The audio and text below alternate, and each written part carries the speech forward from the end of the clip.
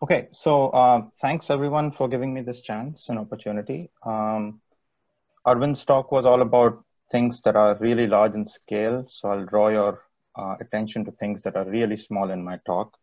So I'm an associate professor in material science and engineering. I'm part of the faculty cluster initiative, also part of Nano and Florida Solar Energy Research Center. My talk is entitled Few Monolayer ALD to Engineer New Surfaces and Interfaces. Okay, so I joined UCF in 2018. There's a little bit of background on the left-hand side of the slide. I have my bachelor's, master's, and Ph.D. in material science and engineering. And then I spent 7 years as a semiconductor process engineer at Micron Technologies, and also 7 years as an assistant professor at WashU. In terms of teaching, I teach material science and engineering courses because of my education background. I try to teach core courses in that field, and also I have an interest and an emphasis, given my industrial background, on teaching electronic materials, both in their theory as well as in their practical sense. Okay. So in terms of my research interest, basically what I'm trying to do in today's talk in the next couple of minutes is to get you interested in this technique called atomic layer deposition and see if there are interesting opportunities in which we can all collaborate. So my research interest, please, for the next couple of slides, is trying to precisely engineer surfaces and interfaces using atomic layer deposition, or ALD for short. We have used this technique. I've been involved with this processing technology for almost 20 years now. And we've used this specific technique in application areas all the way from electronic devices such as transistors to chemical catalysis, batteries, solar cells, and nanomedicine. Okay. And one thing that you might want to ask yourself at this point is, well, why should I care? Well, if you are interested in understanding phenomena at the nanoscale, whether it's fundamental or applied, or you want to control a surface or interface at the nanoscale, then perhaps you should be paying attention to the couple of slides that I'll present next, because ALD does provide you the ultimate control over structure and materials at that scale.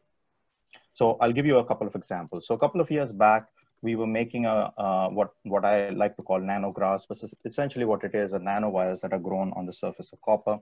These are single crystalline cupric oxide CuO nanowires, which by themselves really are not very chemically active.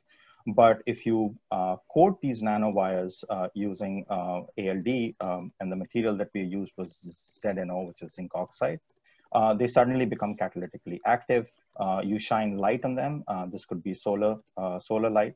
What ends up happening is you can pass carbon dioxide and water, and in return, what you'll get is CO plus carbon monoxide plus hydrogen, which is nothing but water gas. And it's a very important starting material for the chemical process industry. And so what was really going on, as a material scientist, we are encouraged to look at what is going on at the atomic scale, is that we were placing very precise zinc oxide nanocrystals, which were chemically very, very active, and they were inducing this chemical reaction on the surface. Okay, so that's an example of how we can use ALD to precisely tune surfaces such that molecules can come in, they can react under the influence of an energy, and you can get an end product. Another example of this, and I think Christopher Pace gave a really nice talk last week from our department, is some of the work that we've been doing with Chris Davis's group, where they take solar cells and we come back with a precise set of very, very thin films that help their devices achieve electron lifetimes that are in the couple of milliseconds. Again, if you look at this cover of the PSS magazine, you'll see that the thicknesses that we are talking about are not a lot. These are few monolayers thick. So 1 nanometer silicon dioxide is probably just a single or a double bond of silicon and oxygen, followed by 1 nanometer of aluminum oxide, and then finally 4 nanometers of molybdenum oxide. So that's the scale we are really talking about. And if your application areas, or if the phenomenon that you're trying to study involves these kinds of scales and you want precise control over structure and matter, then ALD would be a really, really nice technique to explore. So let me give you guys a very quick primer of what ALD really is. So I'm giving you an example here. It's a video, and I'll turn it on in a minute. about trimethyl aluminum and water. And by mixing these two molecules together, you will get aluminum oxide, Al2O3. Now, in a regular furnace, which is under vacuum, you would mix these two materials, and that process is called chemical vapor deposition. ALD is the digital analog of the chemical vapor deposition process. So what we'll do is we'll pulse trimethyl aluminum first, and then we'll basically pulse water in the next step. So here's a silicon substrate, your TMA is coming down. It basically reacts with the surface and it produces methane gas, which is then blown away. Okay.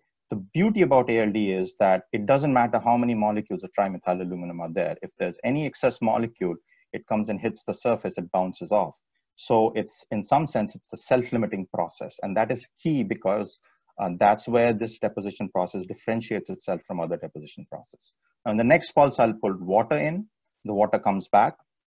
It actually reacts with the metal groups. It produces more methane, and you blow the water off. So what really has happened in these two pulses, one of trimethyl aluminum and one of water, is that you've grown one monolayer of this material. And that is key. That's why we call this atomic layer deposition, because you get monolayer control, monolayer fidelity of the thicknesses of material that you're actually trying to grow or deposit.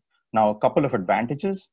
Because of this fact that this process is self-limiting, I can actually get perfect conformality of my films inside high aspect ratio structures.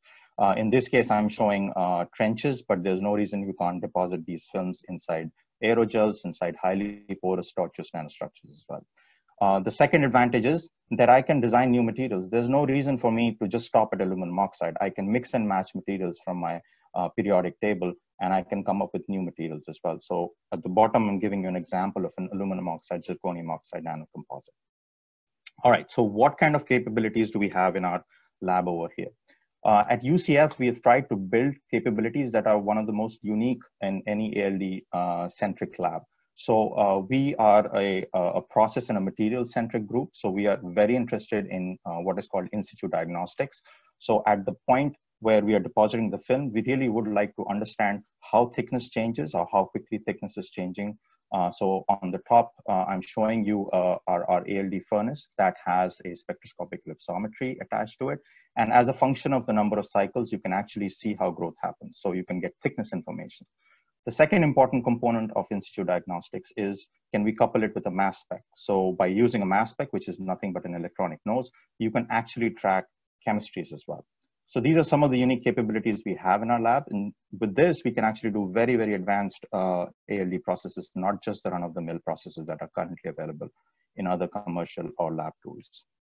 The other unique capability that is, again, defining a characteristic of a lab is the idea that we can actually coat powders. So here I'm showing you a barrel reactor that is rotating inside a furnace.